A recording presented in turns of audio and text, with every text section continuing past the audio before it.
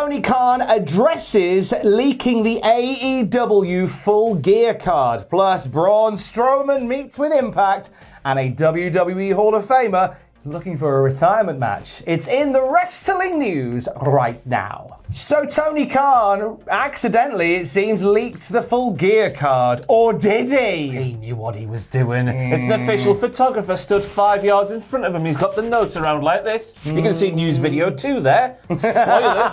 Maybe blur that so we watch the rest of the video. That was silly. I don't know how YouTube works. But Tony Khan has addressed the photo on Busted Open Radio. He said, yeah, this weekend when I was at the Jags game at halftime, I was doodling in my notebook.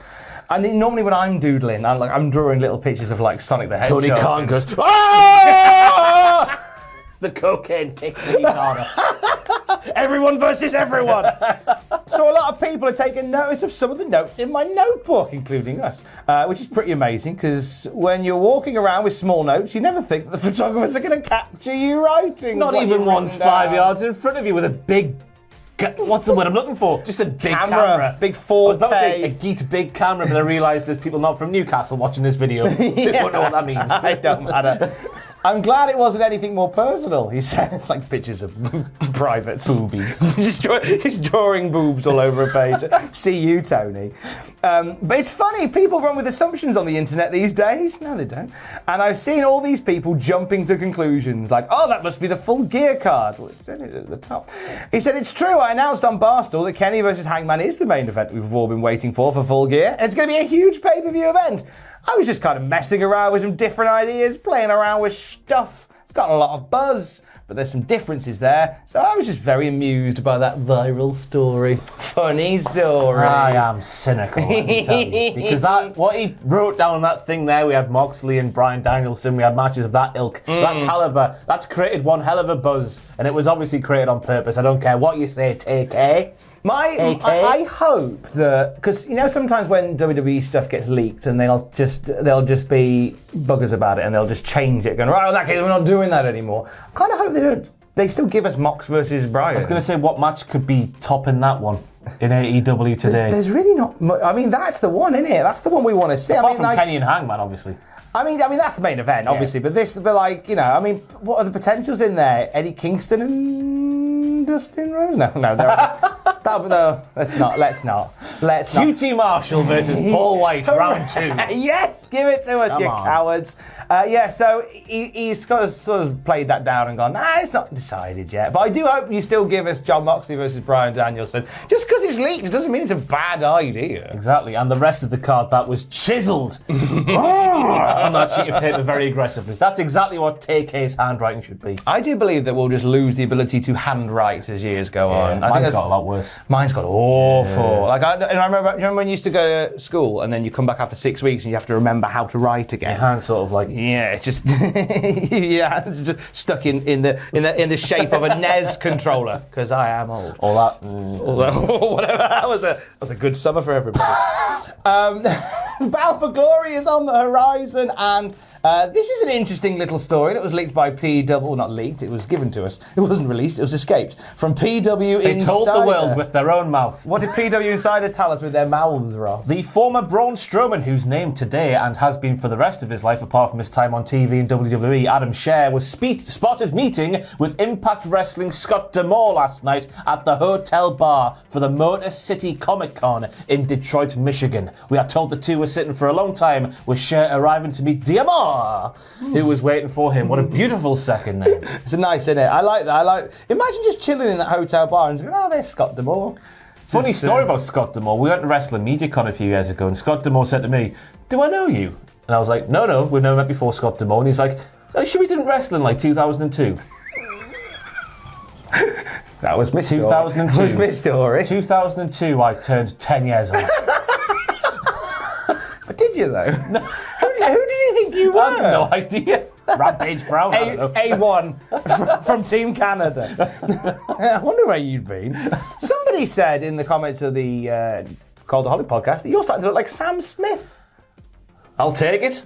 Yeah. Same don't sound like him. You say I'm crazy. Yeah. I like that. Go with I that. get James Arthur as well now. Oh, really? Girlfriend doesn't like that one. I know, because he's Teesside, isn't he? Yeah. No one having none of that. And ugly. That's a joke. I don't know.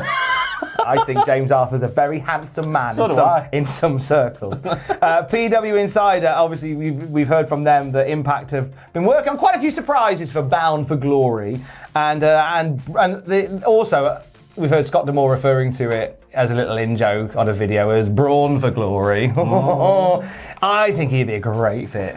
I just do. Something about Braun Strowman rocking up at Bound for Glory I really like. I think wherever he goes, he's going to be a good fit. It's Braun Strowman, for goodness sake. And Yeah. I know he sort of went past this sort of... The novelty of Braun Strowman was lost towards the end of his WWE tenure. But that run he had when he was just tipping over ambulances and trying to murder Roman Reigns. Just do that. Have big silly Braun or big silly Adam do big silly things. I wonder whether he came over to Scott D'Amore and said, "Do you want me to get these drinks?" Instead of hands. Staying with Impact Wrestling for a little... It's a Monday, leave me alone. Staying with Impact Wrestling for a little bit. I like this because I think she's a star and I'm glad that people are fighting over it. Lady Frost apparently being offered an Impact contract. That comes from Fightful Select. We've also heard that NWA have offered Lady Frost a contract as well. And no decision's been officially made yet, but I think she's If only ace. somebody, Tom, had asked her what her 3 favourite wrestling matches were and what she would take on a desert island if she was stranded. Well, do you know what? Do you know what? We have spoke about doing it. We haven't yet set a thought date. you'd done it. No, not yet. No, not yet. No, we're working on that one. Bollocks. No, it's fine. It's fine. We're working on that one. I'm messaging her again today. In fact, I probably have done by the time you've seen this. Hopefully, down the line, we'll get Lady Frost on Desert Island Grounds. I wasn't planning to, but I've just forced the issue. No, we have genuinely spoke. True story. We had something booked in a few months ago, and then I had to cancel because I remember seeing it on the sheet and I was like, he must have done it by now. No, we had to cancel it, and then we haven't quite set another date yet. But Lady Frost will be on soon enough. But she's brilliant. She's so good. I'm happy to see people fighting for her. Also, more Impact Wrestling news. They're paying homage to Daphne. This is really nice. So, Impact in 60 next on the 28th of October will be themed around Shannon Spruill, the late great Daphne. And Impact have been paying a lot of respects to Daphne over the last couple of weeks. Yeah, we had the Monsters Ball match a couple of weeks ago. Well, last week, wasn't it? Where Knockouts, Knockdown. I think it was last weekend. Last weekend, where people did lots of things with thumbtacks and stuff like that, paying homage to someone who loved that kind of thing. Absolutely, yeah. So if maybe you've heard a lot of stuff said about Daphne and you've seen tributes from WWE stars and AEW stars, and maybe you don't know enough about her, there's a great opportunity on Impact in 60 to get to know what Daphne was all about. That's on October the 28th. I want to know why she screamed all the time at Super Bowl 2000. Just what she does. She is Scream Queen. She just all the screamings. And when we talk about wrestling legends, how about a Wrestling Hall of Famer looking for one more match? Who are we talking about, Ross? Alundra Blaze was speaking to Women's Wrestling Talk about how women's wrestling in America has improved with quality and placement before saying she's keen on having one final match before properly hanging up dem wrestling boots, which she hasn't had on for many years. She's had them on a few times. Has she? Yeah, Recently? I think so. She said, I tell you what she wears a lot of. She wears a lot of tennis shoes and trainers because she drives monster trucks. Or she wears racing shoes. Or racing shoes. The ones that stop the flames in case the monster truck set on fire. I mean, there is that. I've just realised she was in the Women's Royal Rumble, wasn't she? There you go. Yeah, what an idiot I am. I know nothing about this sport.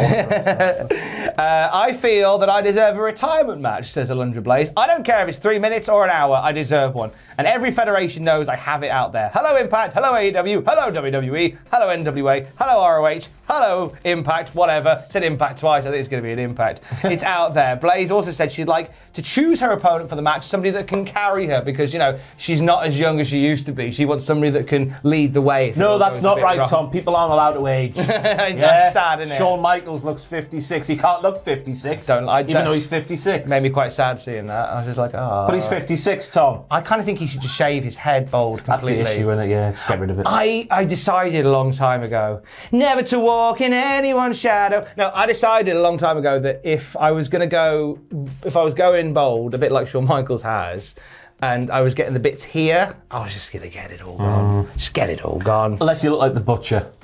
Even more so. Grow that big beard. Yeah. The Butcher is the only man who makes it work. He's a specially handsome man, is the Yes, Butcher. he is. Alundra Blaze, potential one more match. I think there's a plethora of talent that she could work with one more match. Yeah. I'd love to see her do something. I think Deonna Purrazzo in Impact has had some sterling matches with a whole litany of different styles and people. And I'd like to see, you know what?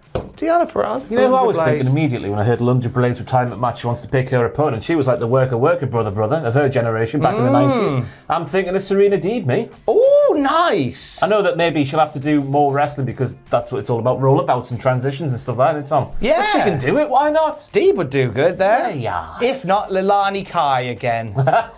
I always remember WrestleMania 10 when the Men on the Mission rap at the start went, Leilani Kai will be in a daze because she must face Alundra Blaze. I don't know why that stays in my head, and now it's in yours. More news as we get it. Twitch.tv/Cultaholic from 1 p.m. British summertime. I will not stop streaming until I build a house of cards. Or if it runs out of time. Or if I run out of time. My dinner's ready at 5, so there's a time cap on that.